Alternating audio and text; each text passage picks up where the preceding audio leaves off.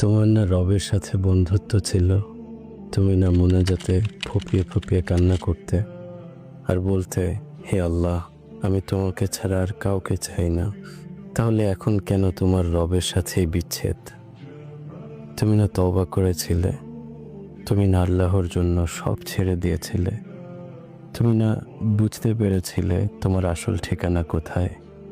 তুমি না মুমিন হতে চেয়েছিলে, ইসলাম মেনে চলতে চেয়েছিলে? ভুলে গেছো?